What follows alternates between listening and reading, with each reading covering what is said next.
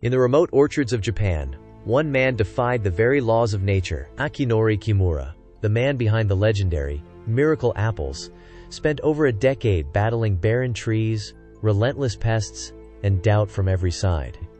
Yet some whispers suggest his harvest was more than soil and roots, that unseen forces, voices from beyond, and omens from the mysterious skies, perhaps even the interstellar visitor 3I-ATLAS, guided his hands. Elders say it was foretold, a warning written in stars, a prophecy whispered across centuries. Tonight, we journey into the tale where the ordinary meets the supernatural, where miracles brush against the unknown, and the line between reality and mystery begins to blur. Are you ready to uncover the truth behind the legend? Before we dive in, make sure to hit subscribe and turn on notifications so you never miss a journey into the unexplained. Akinori Kimura's story usually begins with the miracle apples, but the truth is far stranger, and it began long before his orchard ever bloomed. Kimura was born in rural Japan, surrounded by farms and tradition. On the surface, he looked unremarkable: thin, weathered skin, missing teeth. But in school, especially in electronics, he possessed a mind far sharper than anyone expected. Circuit logic, resistance pathways, these came naturally to him. Despite not coming from elite schools, Kimura impressed every company he touched. He joined Hitachi's automation division, and later, even when he left the industry to marry and inherit his wife's apple orchard, his reputation as a quiet genius followed him. One day, NEC, one of Japan's technological giants, came seeking his help. Their top technical director had a system that simply refused to run. After countless failures, they turned to Kimura. He examined the system. A few minutes passed, and then he pointed to the cause: a single, burnt resistor. "Replace it," he said. The entire system revived instantly. Many would later point to this moment as proof. Kimura understood systems, whether mechanical or natural, with uncanny clarity. But even more surprising were the rumors that followed. Testimonies claim that Toyota's president, along with his eldest son, regularly sought Kimura out in private. This was during the development of Toyota's revolutionary hybrid system. In those quiet meetings, the president reportedly said, "Japan is full of hidden treasures. One of them is Kimura. His knowledge of natural systems applies to any field, even ours." Whether legend or truth, no one ever denied these whispers. Only then did Kimura fully commit to farming. And that is where his greatest struggle began. He rejected pesticides, fertilizers, and every chemical aid, not because of ideology, but because something inside him insisted that true life should grow with nature, not against it. The result was disaster. The trees weakened. Blossoms fell. Pests devoured everything. Year after year he failed. Came. Debt accumulated. Villagers mocked him. Even his family suffered. Kimura sank into despair deeper than any man should bear. And finally, he broke. He walked into the mountains one night, fully intending to end his life. Later, he would insist repeatedly, "No aliens taught me anything. No gods came to me in dreams." There were no visions, no divine voices, nothing supernatural guiding him. But at the very moment he prepared to die, something happened. In the darkness, directly in front of him, he saw an apple tree, a wild apple tree, growing in barren land, and impossibly, fruit. Apple. Ripe, healthy, untouched. Kimura froze. Why? How could an apple tree bear fruit here, in a place with no human care, no fertilizer, no pesticide? His despair cracked, replaced by curiosity, by wonder. That single moment pulled him back from death. He looked at the wild tree and realized nature could sustain life on its own.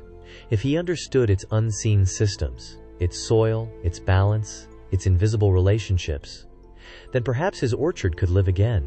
Everything changed that night. Kimura began to observe instead of control, to cooperate instead of dominate, to listen to the insects, the soil, the wind, the life beneath the roots. Years passed, and slowly, his orchard responded. Then, one miraculous season, the apples appeared, perfect, vibrant, unlike anything seen before. The world would call them miracle apples. But those closest to him knew. The miracle wasn't the fruit. It was the man who chose curiosity over death, and found truth not from gods or aliens, but from a single apple tree standing quietly in the darkness. After years of struggle and revelation in his orchards, some say that Kimura's journey took an even stranger turn. Akinori Kimura's first encounter with the unknown didn't begin with a bright beam of light or a dramatic flying saucer. It began with orange dots drifting across the night sky. At first he thought they were fireflies, tiny insects glowing in the dark. But these lights moved at impossible speeds, cutting across the sky in perfect angles no living creature could match. For a moment he wondered, could these be what people call UFOs?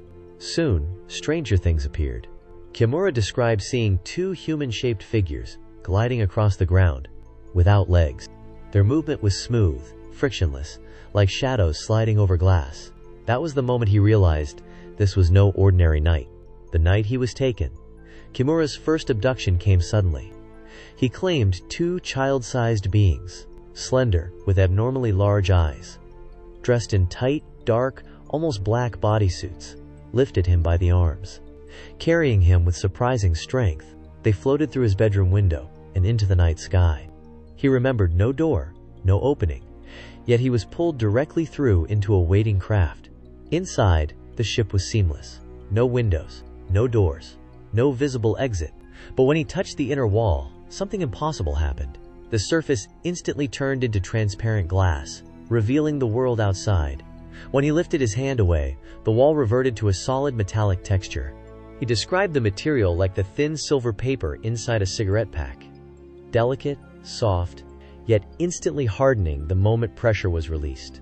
Inside the craft were two humans already standing there, a white man and a white woman. The man, Kimura later claimed, was a soldier, the woman, a French civilian.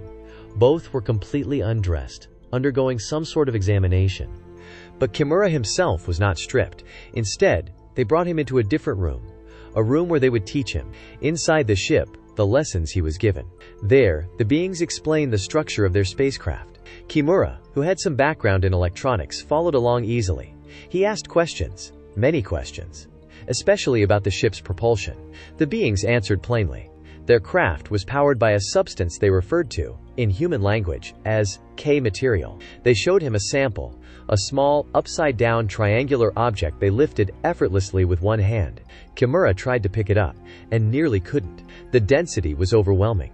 The beings told him, "With your current Earth technology, it will be thousands of years before you can produce anything like this." Kimura couldn't shake the feeling they were mocking humanity. Not cruelly, but with a kind of cosmic condescension. They spoke. He wasn't sure how. Their mouths didn't move. The words simply appeared in his mind. Telepathy seemed the only explanation. The beings explained that Earth scientists may eventually discover 120 to 130 types of matter, but their own technology already uses 256 types, and unlike Earth's unstable elements, all 256 can be freely combined without conflict. Kimura wrote in his books that hearing this made him feel, in his own words, humans are stupid. The beings then explained complex theories about time, energy, and electronic systems. Details, Kimura said, were too advanced for him to describe fully in his books. Finally they asked, "Have you finished your questions?" And when he nodded, they led him to the next and strangest room, the room of the elder. Inside, an elderly man waited, a man who looked almost like Socrates. The old figure greeted him and asked, "Young man, could you help me move these plates?" The plates were heavy slabs, threaded through the center with a long metal rod. Kimura was instructed to push them from one side to the other along the rail. As he pushed, he wondered, "What are these?" The old man answered, "These are calendars, year plates." Kimura asked, "Earth's calendars? What does that mean?" The old man gestured toward the plates. "Count them. These represent the remaining years of Earth's lifespan." But in his published books, Kimura refused to reveal the number. He said he feared retaliation from the beings, because, according to him, they were always watching him. The secret he revealed after drinking. Yet in 2019, during a gathering with writer Makoto Takano, Kimura had a few drinks, and finally slipped. He revealed that the plates numbered only 12. Takano asked, "From the year 2019, 12 plates? So the end would be?" Kimura answered, 2031. That was the first time the number was spoken aloud. But another researcher, Kunio Yasue, later wrote that the date should be 2032, arguing that NASA predicts a possible asteroid threat sometime after 2032. Because of this, most YouTube channels now repeat the 2032 date. Roughly 70 to 80% of content online uses that number. Kimura's own books never mention a date, but Takano's records state 2031. Other authors print both 2031 and 2032. And now, in late 2025, that leaves roughly 6 years. Kimura wrote, "Earth's lifespan is shorter than people think." His prediction about 2025. Kimura also spoke of a prophecy for the year 2025. He said a green star would leave its cage, but he clarified, this would not be an invasion, nor a catastrophe. Instead, it would mark the beginning of a new era, a split. From 2025 onward, humanity would divide into two groups: those who adapt, whose spiritual awareness heightens, and those who cling to materialism and decline. No war, no disaster, just a divergence of paths, one rising, one falling. Now we turn our gaze from the orchard to the cosmos, to a visitor unlike any other. Named 3I-ATLAS, this object was first spotted on July 1, 2025, by the ATLAS survey telescope in Chile. Its path is hyperbolic, meaning it is not bound to our sun, but passing through our solar system from elsewhere in the galaxy. Scientists quickly realized that 3I-ATLAS behaves like a comet. It has a coma, a glowing envelope of gas and dust, and a tail that grows as it nears the sun. But this comet is anything but ordinary.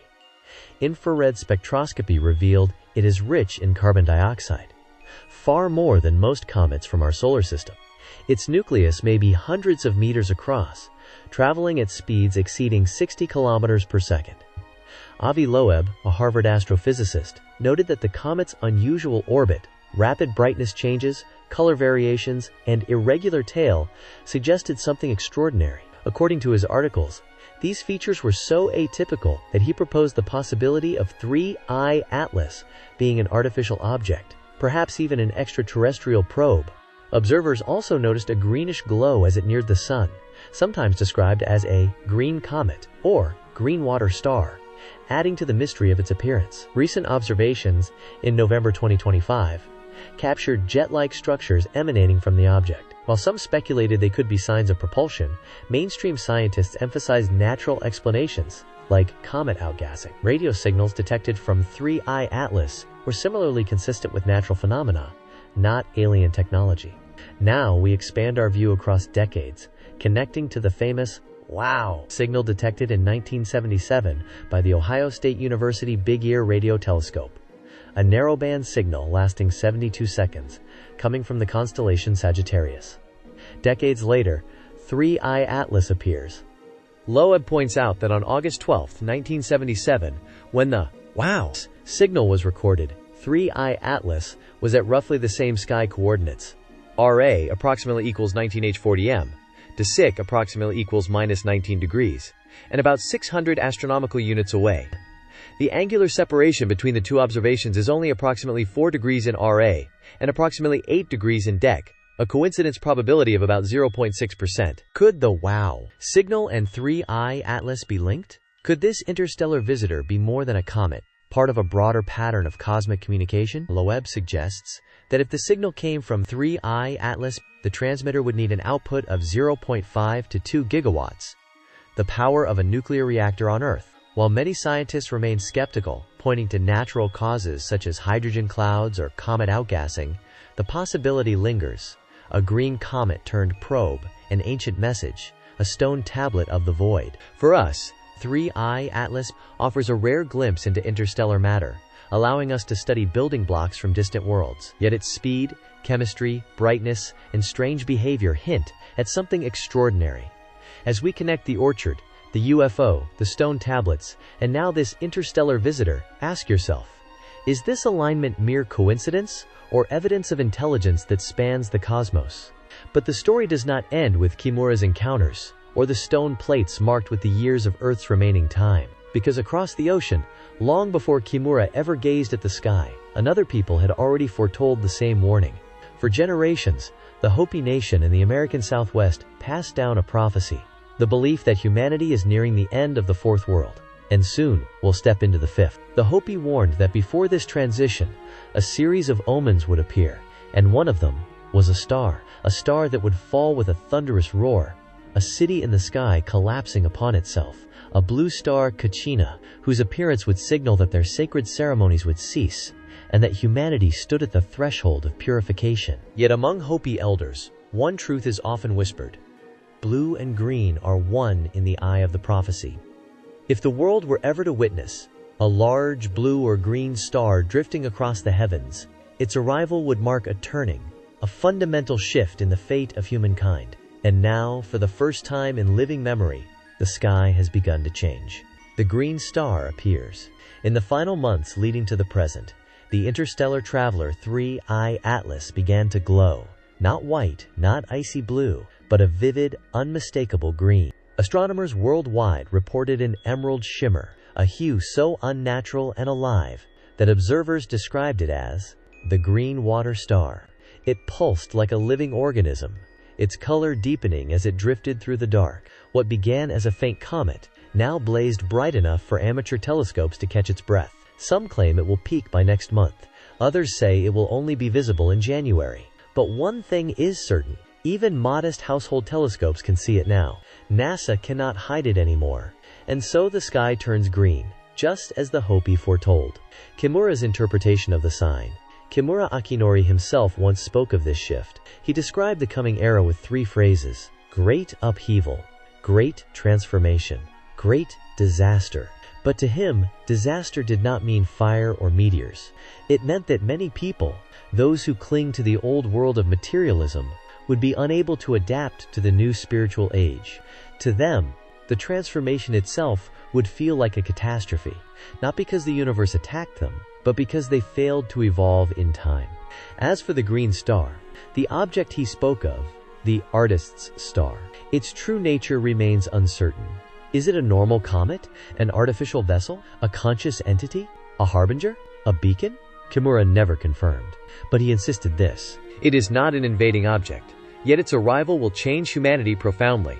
And now, with barely a month left in the year, its emerald light is visible to the world. Silent, steady, undeniable. The first omen has appeared, where the prophecy and the farmer converge. And so our story continues, beyond the farm, beyond the craft, beyond the stone tablets and the 12 remaining years, toward a signal in the sky burning green. In the deserts of Arizona, Hopi elder Thomas Benyatia passed down the prophecy of the blue star Kachina through sacred oral tradition. He spoke beside the fire, drawing the star's path in sand, chanting the songs meant to echo across generations. When the blue or green star appears, the earth will be tested. The balance between people and nature will be shaken. Only those who live in harmony with the earth will endure. A new cycle will begin. For those who listen, some believe that Kimura, the man who spoke to beings of light, who learned of elements earth has never touched, who saw the calendar of humanity's final years, became an unwitting bridge between ancient prophecy and cosmic revelation. Could the beings on the craft, the heavy stone year plates, the 256 elements, and now the green star in our sky, all be threads of the same tapestry? A message meant for anyone who cares to look upward. As the emerald glow of 3I-ATLAS cuts through the night, ask yourself, are we simply watching a curious green comet? Or are we witnessing the fulfillment of the oldest prophecy on Earth, a merging of cosmic travelers and ancient guardians, binding farmer to elder, soil to star, root to comet? Tonight, we stand at a crossroads. The green star shines above us, and perhaps within us. Will we heed its warning? Will we listen before the last plate runs out? The orchard, the stone tablets, the UFO, the green star, all threads of a story stretching from Earth to the cosmos, from human hands to mysteries beyond our understanding. We have glimpsed Kimura Akinori's extraordinary bond with nature, witnessed the enigma of 3I-ATLAS, and heard the ancient warnings of the Hopi elders' messages meant to awaken both caution and wonder. What does it all mean? That is for you to ponder. If you wish to follow the trail of the unknown, uncover the hidden connections between Earth and the stars, and explore stories where science meets the supernatural, subscribe, ring the bell, and join us in the next chapter. Curiosity is the key. The universe has more secrets yet to reveal.